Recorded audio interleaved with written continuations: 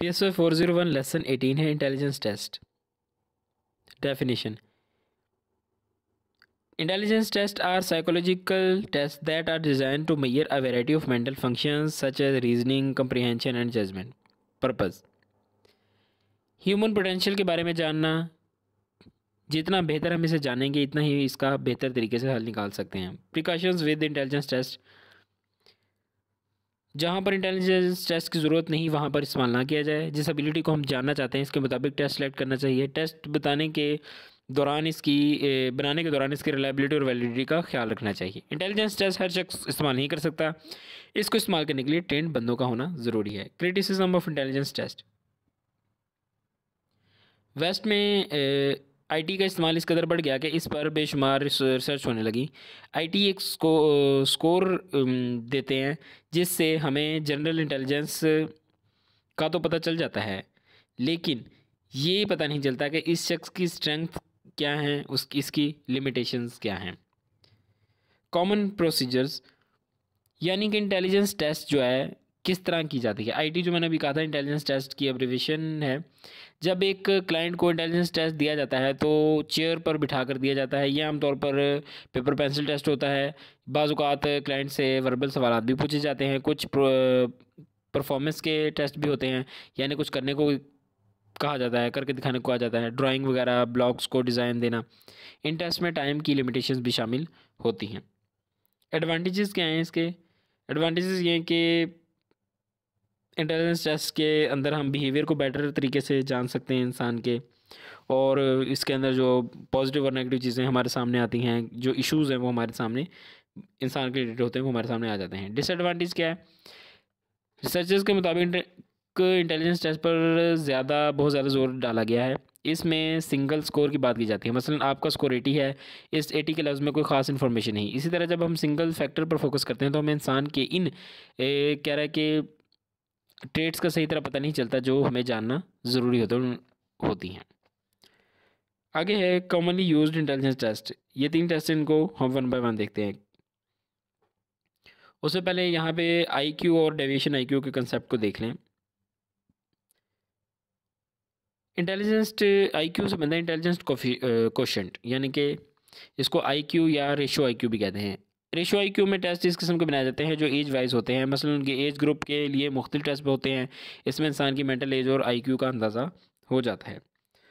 IQ जो बराबर होता है एम ए और सी A multiply by 100। M A से मुराद है मेंटल एज और सी ए क्रॉनिकल एज। मेंटल एज आपको पता है जो बंदे की मेंटल एज होती है, दिमागी लिहाज से जो उसकी एज होती है, जो असेस करने के बाद आती है। और क्रॉनिकल एज जो फिजिकल एज होती है, जो उसकी एक्चुअल जो हमारी जिस तरह एज है चल रही होती है वो होती है। डेविएशन आईक्यू, इसके अंदर हम आईक्यू के स्कोर को एज के नॉर्म्स के स्कोर से कंपेयर करते हैं। मसलन आपकी एज अगर 20 है तो 20 साल की एज के नॉर्म्स को इंटेलिजेंस के स्कोर से कंपेयर किया जाएगा। The clinical assessment of intelligence, Stanford beneath scale. Beneath कह रहा कि डेवलप बाय 1916 बाय बिनेट। इसकी अब तक 4 रिवीजन्स हुई हैं और ये लेटेस्ट रिवीजन है। पर्पज़ क्या है इसका? बच्चों के इंटेलिजेंस लेवल को चेक करना। स्कूल्स में जो जाते हैं, ये टेस्ट 2 साल के बच्चों से लेकर 80 साल के लोगों के लिए बेनिफिशियल है। ये उन लोगों के लिए ज़्यादातर बेनिफिशियल है जो ज़्यादा ब्राइट नहीं होते, जो कि डल होते हैं। डिस्क्रिप्शन, इट हैज़ सब टेस्ट। ये हमें 4 तरह के इंटेलिजेंस टेस्ट के बारे में इंटेलिजेंस के बारे में बताता है।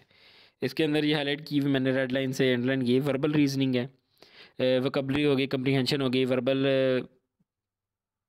की रिलेशन, वर्बल के रिलेटेड चीज़ हो गई, ताल्लुक मतलब बंदा दूसरों से किस तरह बात करता है। एब्स्ट्रैक्ट और विजुअल रीजनिंग है, यानी कि pattern of analysis of things, coping, paper folding, cutting वगैरह। क्वांटिटेटिव रीजनिंग है, नंबर, उसके अलावा इक्वेशन बिल्डिंग वगैरह। Short term memory, short term memory के अंदर memory for sentence, digits and objects. Wechsler scale, Wechsler scale के अंदर कह रहा है कि हाईलाइटेड पॉइंट है, David Wechsler used deviation IQ concept. He compares the performance of a 15-year-old with that of other 15-year-olds। 100 को उसने एज अ मीन लिया। Background of ways.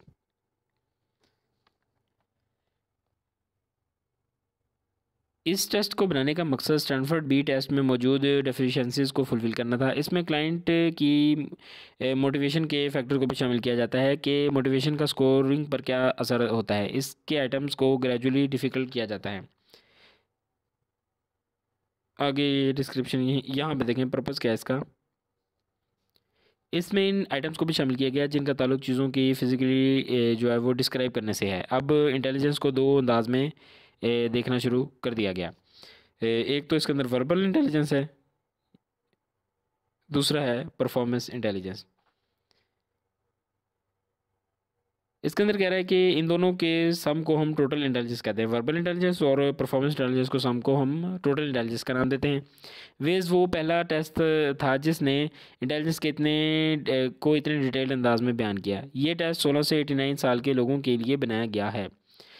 बाकी यहाँ पे इसका ये कंक्लूजन है। ये सारा जो भी था टेस्ट के बारे में मैंने आपको बता दी इंपॉर्टेंट चीज़ें। अगर आप दोबारा खुद से पढ़ना चाहते हैं तो आप इसको पढ़ सकते हैं। ये सारे इसी टेस्ट के बारे में डिटेल्स हैं। कंक्लूजन है, इसी कंक्लूजन के अंदर आपको पता है पूरे लेसन में क्या बयान किया, वो बयान बताते हैं यहाँ पे, जो कि इम्पोर्टेंट नहीं है इतना। मिलते हैं जल्दी नेक्स्ट लेसन में। टिल देन टेक केयर, अल्लाह हाफिज़।